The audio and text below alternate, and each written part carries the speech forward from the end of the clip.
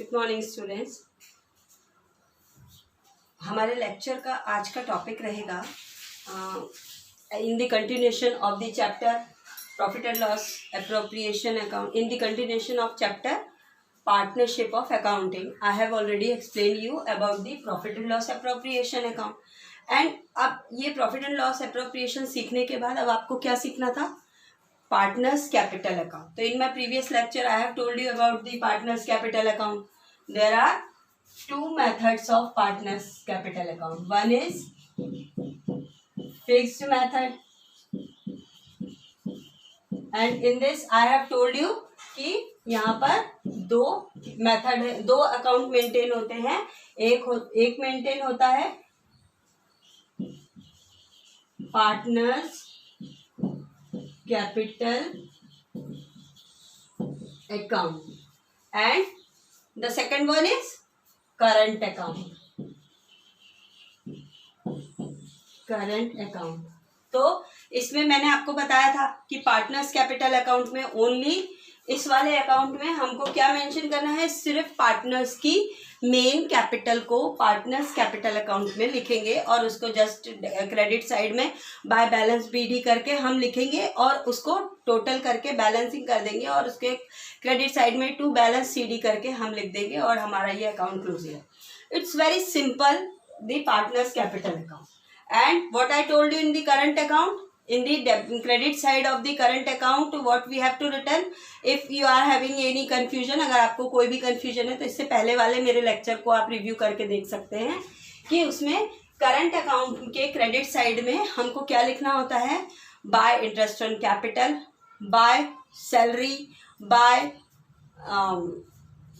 P&L account, profit and loss account में जो last में हम रेशो में डिस्ट्रीब्यूशन सिखाया था मैंने आपको, वो चीज़ जो है वो सारा कुछ करंट अकाउंट के क्रेडिट साइड में लिखते हैं। और डेबिट साइड में क्या आता है, to interest on drawing, if there is in the account तो to drawing, only drawing we will mention and we have to balance it.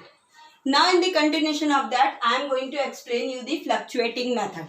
Fluctuating method, तो इसमें हमको क्या करना है, इसमें only one account we have to maintain, partners capital account.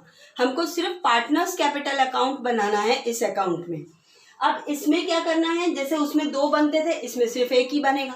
और इसमें क्या करना है, उन दोनों को फ्लक्चुएटिंग मेथड में क्या होता है कि इन दोनों अकाउंट को हम मर्ज कर देते हैं, क्योंकि इस मेथड में हमको अलग अलग सेपरेट बनाने की जरूरत नहीं है। No need to waste the time, only we have to maintain the one account. तो I am going to giving the format about this.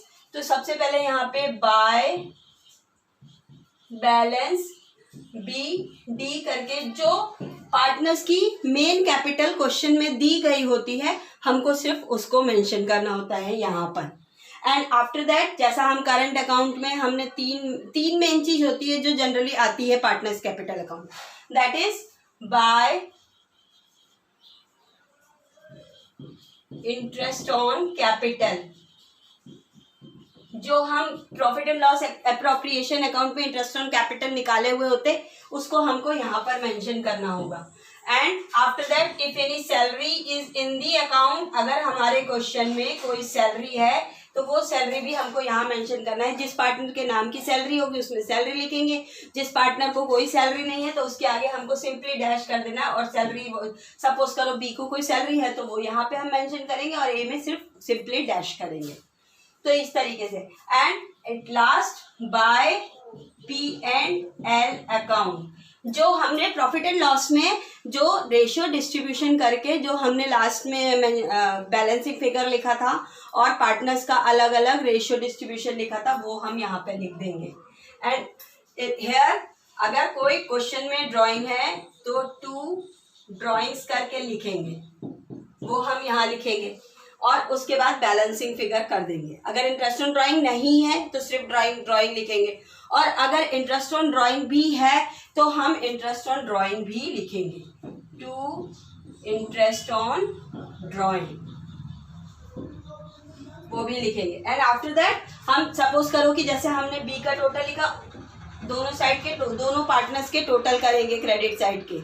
और इट इज ऑलरेडी अंडरस्टूड कि जब कैपिटल इधर लिखा है और इधर में सिर्फ ड्राइंग है तो इधर क्रेडिट साइड का बैलेंसिंग फिगर हमेशा ज़्यादा आएगा।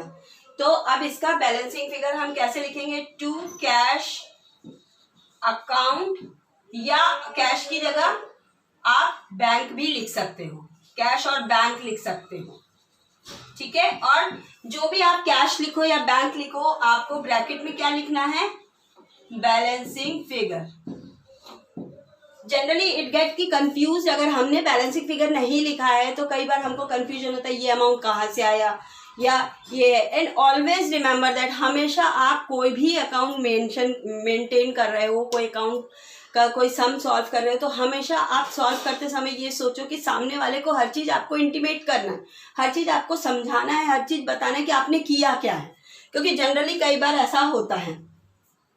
सो I have told you about the format. तो सबसे पहले हमको क्या लिखना है, जो पार्टनर्स की मेन कैपिटल है, उसके बाद जो इंटरेस्ट ऑन कैपिटल जो हम profit and loss appropriation account में सबसे पहले लिखते हैं वो लिखेंगे, और उसके बाद सैलरी है तो वो इधर मेंशन करेंगे, और प्रॉफिट एंड लॉस में जो एप्रोप्रिएशन अकाउंट में जो लास्ट में हम रेशियो डिस्ट्रीब्यूशन करके अमाउंट लिखते हैं वो अमाउंट यहाँ मेंशन करेंगे, और आफ्टर दैट हमको उसको बैलेंस कर देना है, और जो भी बैलेंसिंग फिगर होगा वो कैश और बैंक में रहेगा।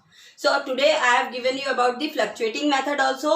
So make practice and do it and start solving the questions of your accountancy book, that is Rathi book, and start solving. And if you get any problem, any query, any questions, so you can directly contact to me. Okay, thank you.